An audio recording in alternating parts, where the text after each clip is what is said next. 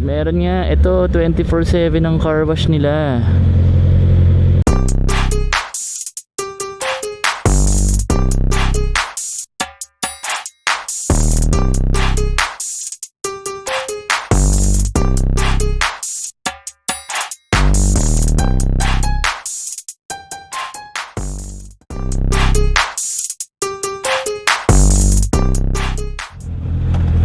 Alright.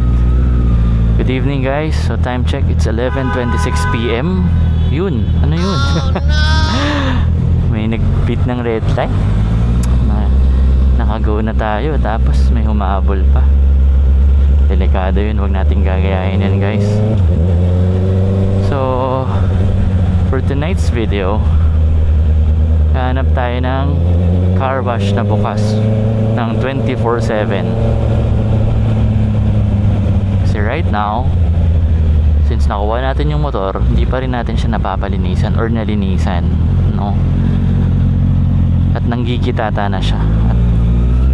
So ayaw naman nating manuot yun sa motor, kaya hanap tayo ng car wash, no? So tayo ngayon sa BGC. At meron akong naalala na daanan ko nung traffic nung flyover from BGC, from C5 to BGC, yung last flyover ng Pasig. Meron sa ilalim nun, after nung gas station, na 24/7 na car wash. So silipin natin yun if bukas pa, and kung nagsaservice sila ng motor for a quick wash, no? Kailangan mga gamit na mayroon tayo inaalagaan natin para tumatagal. Siyempre nagre-reflect din kung paano talaga tayo mag-alaga ng gamit, kung nililinisan natin yung mga gamit natin. So dito tayo sa Kalayaan Avenue, at ang labas nito is yung C5, then kakanan tayo sa elevated U-turn.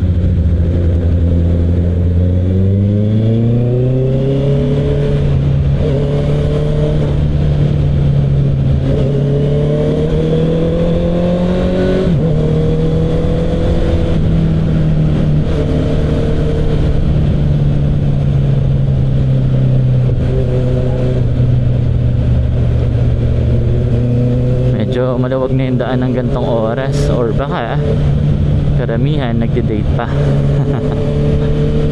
or mga pauwi pa lang. Pero malamig din hindi pa siya yung maalinsangan, kasi naalala ko pagka summer na talaga ang lagkit kahit gabi. Grabe yung humidity. Okay, so paakyat tayo ng elevated U-turn.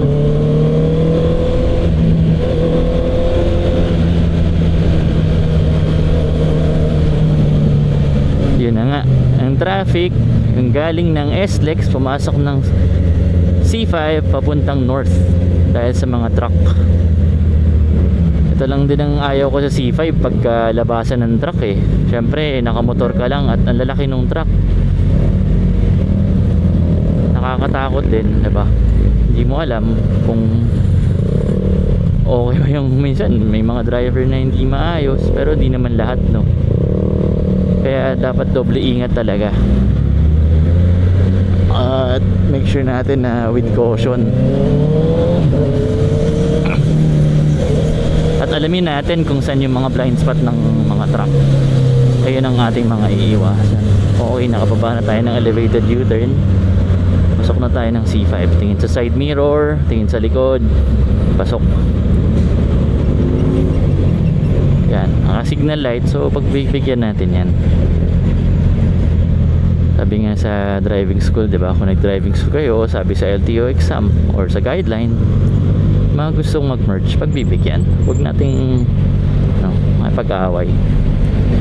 Kasi sana yung mga Pilipino na gano'n hindi ko naman nila lahat, pero pagka may nakitang naka-signal light sa kanan na kaliwa, nako, automatic tapak ng gas. Well, guilty naman ako dyan. Dumaan tayo sa ganyan. Pero dapat habang tumatanda tayo, habang tumatagal tayo, sa pagdadrive, natututunan natin yung mga bagay na gano'n, no?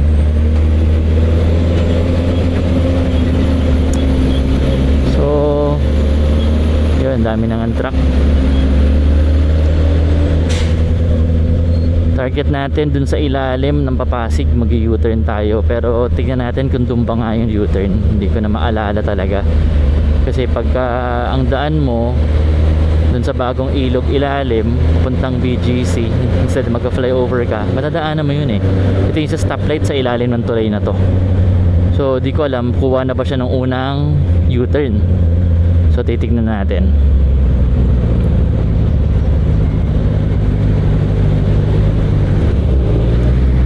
Bukati pumasok dito. Oop, okay. Dito tayo sa ilalim eh.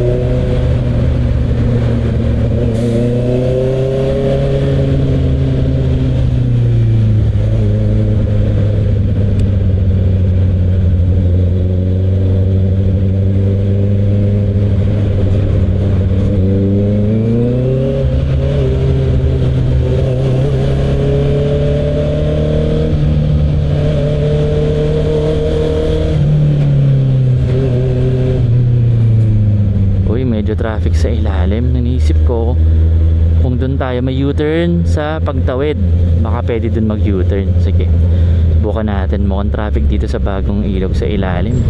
Bagong ilog nga pa to. Hindi ko naman alam, hindi na ako ganun bumabiyahe talaga, pero kailangan natin lumabas sa kaliwa. Nope, hindi tayo napadaan dito, pero kailangan nating lumabas dito sa kaliwa kasi may ibit tayo sa traffic. Yan, traffic nga. Okay, bibigyan tayo. Thank you. Tayo sa taas. Parehas lang na traffic, pero that's okay. Hindi naman tayo ganun nagmamadali, kaya alalay lang din sa pagmamaneho. Ang dami na rin truck sa daan, delikado, baka mas pag-asos tayo o madisgrasya tayo pagka pinilit natin yan. Okay, so dito tayo sa taas. Pagkaba natin, bago mag stoplight, may kaliwaan or U-turn dun, I'm not sure. Malalaman natin mamaya. Nga pala, sa previous videos ko may nakapansin na hindi pantay yung ilaw or itong MDL natin. Comment kayo kung meron kayong alam na pagawaan dito malapit sa Taguig o sa Antipolo, o baka kaya naman tong i-DIY. Kasi ang mahirap lang sa DIY, kailangan mo talaga ng tools, so you need to invest sa mga tools na ganon. Kahit paunti-unti lang, pero kung meron kang motor, meron kang sasakyan, or kung meron kang bike, diba, maganda, meron kang tools ng sarili mo para yung mga simpleng bagay na pwede mong makalikot kapag merong pangangailangan or kailangan ayusin, magagawa mo at hindi ka nakadepende dun sa bukas ng shop or available na mekaniko. Lalo na sa panahon natin ngayon, madali na lang, or hindi ko sinasabing madali, madaling makakuha ng knowledge sa internet or sa YouTube, di ba? Ang daming tutorial dyan, and tulad natin ngayon, sinusubukan natin mag-post ng content. Hopefully sa mga pinapost nating video, makatulong din tayo, at hindi ng goal natin na nakaka-entertain tayo, at sa kabilang banda nakakatulong din tayo, or at least dagdag kaalaman sa viewers natin. So nakikita akong truck sa harap ko. Alam, may nabasa akong article before, hindi ko maalala kung ano yung year 2014 na release from MMDA, na ang mga truck sa C5 ay dapat nandito sa gitnang lane, or hindi ko alam, may specific lane lang sila at di sila pwedeng umalis doon dahil meron silang penalty. Hindi ko alam, pero comment guys kung tama ba yung pinagsasabi ko, pero yun yung naalala ko, nabasa ko. Kaya kung makapansin nyo, pag dumadaan kayo ng C5 at labasan ng truck, nakapila lang sila. Pero mapapansin nyo may mga lumalabas talaga sa pila. Hindi ko alam kung okay lang ba yun na wala sila sa pila, pero alam ko dapat nandun sila sa pila dahil ayun yung nabasa kong article. Subukan kong hanapin at i-post natin this sa video yung ano, kung anong article yun. Tulad nito, isa sa dahilan kung dapat bakit yung mga truck nasa gitna lang, kasi makakadagdag sila sa pag-ipit ng daloy ng traffic. Imbis na nandun lang sila nakapila, tingnan mo ito nasa harap ko, wala rin plaka, ay hindi, may plaka. Nahihirapan tayo, imbis na dire-diretso lang, no? Anyway,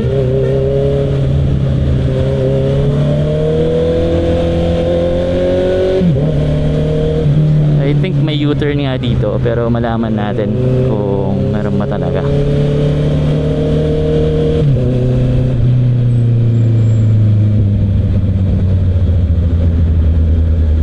Yun, tinagos niya lahat na nakapilang truck, pero ganun din yung size ng truck niya. Alam ko bawal to pero alamin natin at mapag-aralan maigi. Pero sana no, yung implementation natin ng traffic rule sa daan paigtingin talaga para yung mga pasaway mabawasan. Syempre matatakot sila, and iniwala ako na kayang bago ng mga Pilipino, lalo na sa nakagawian natin or nakagisnan sa daan. Okay, dito pa rin tayo sa may C5 pagbaba ng flyover. Nahanap natin yung U-turn. Alam ko may U-turn or left turn lang, pero kung wala, mayayari tayo. Ayun lang, tingnan nyo guys, ito sa, kaya alam ko encourage talaga or oblige or hindi ko sure na dapat ang mga truck nasa gitna. Nakita nyo? O ngayon kakain siya sa kanan. Ay opo, sinubukan lang niya mag-overtake. May nakalagay bang no U-turn? Left turn lang ata to. Pag ganun, kakaliwa tayo dito, doon tayo mag-U-turn sa loob. Wala namang kaso yun.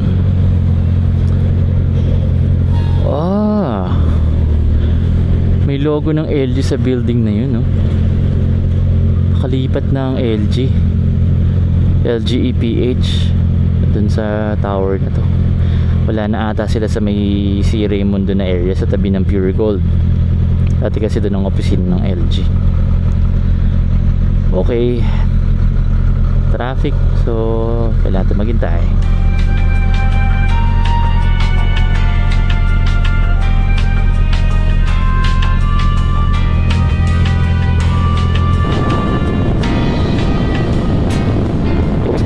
Trailer and trucks lang, so baka pwede naman ng motor. O trailer, trucks, no U-turn. Walang sinabing sasakyan. Okay, pwede. Yung L300 sa harap natin nag U-turn, so pwede.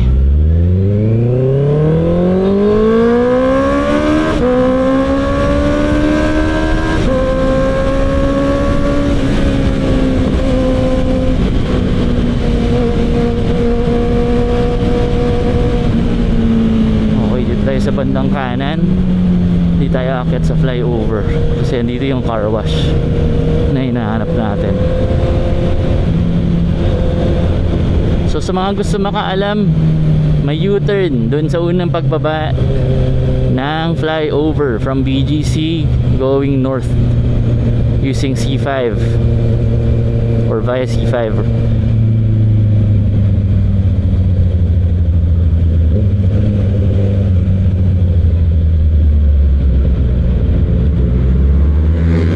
Sorry.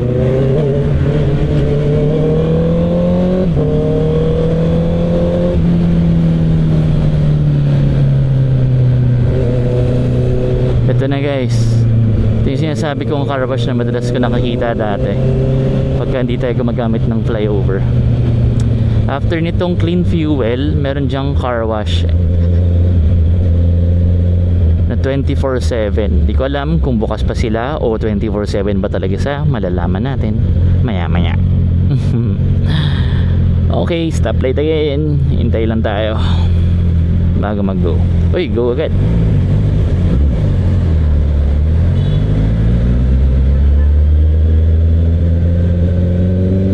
Ay, yun ang iiwasan natin. Meron nga, ito 24/7 ang car wash nila. Hindi ko lang alam kung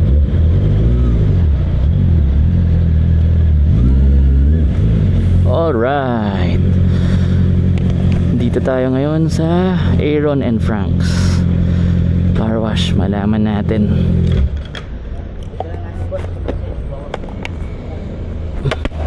Saan boss? Sorry. Okay, okay.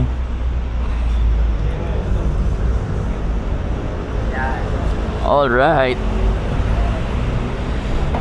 So, papalinisan natin yung motor. Yan, nagkikita na siya ng sobra. Ang dumi. Mamaya tignan natin. Lilinis na yan. Okay, balik tayo later. Kapag nalinis na, papakita natin na sisimulan na ni Kuya. Okay, thank you guys.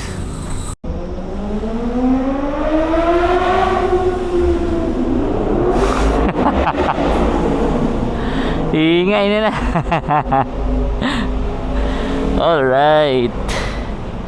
Okay, tapos na yung car. Salamat, Kuya. Okay, 24 hours to. Sige. Okay lang naman, no? Papost ko yun eh. Mag-edit. Meron akong ano para may plug natin na ano. May 24/7 dito. Pagka yung Fortuner mo dito, Yung dalhin ko na lang sa susunod. Eh kasi no, ha? Ano no? anong page? Nagsisimula pa lang ako. Follow niyo ako sa YouTube. Nasa YouTube ako eh. Oo eh.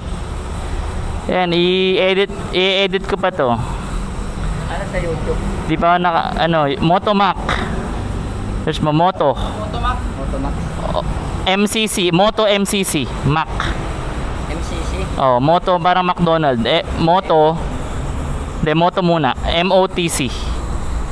MOTO. Motomac. Para makita natin. Ayan, ito.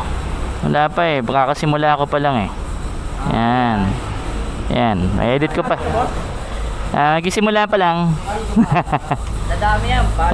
Follow kayo para ano, ito papost ko to, naghanap kasi ng car wash 24/7 malapit din sa BGC. Eh wala, ito lang. Eh sabi ko kanina, inikot ko. Ito yung naalala ko, nadadaanan ko to 24/7.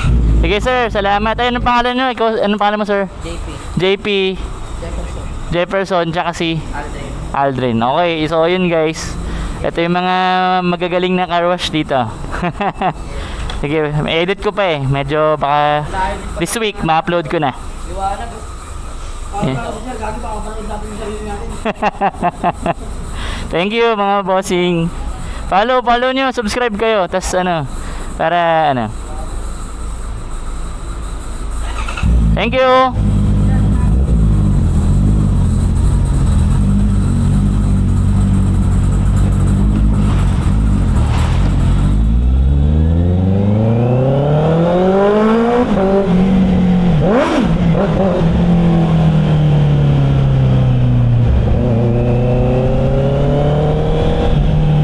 So yun guys, maayos sila maglinis. Hindi ko pa alam sa sasakyan, pero I hope na maayos din sila. Pero talaga naghanap ng 24/7 na car wash dito malapit sa area BGC, Makati, Pasig, along the way lang, C5. So madali nyo mahanap. Kaya ipopost ko later. Oh well, baka nakapost na ngayon. Hanapin nyo lang sila. Pabalik na tayo at makapagpahinga na kasi bukas mahaba na naman na ating araw. Maghahatid tayo, may meeting at marami pang iba. So time check 12:21 AM. Marami pa rin sasakyan sa daan. Kaya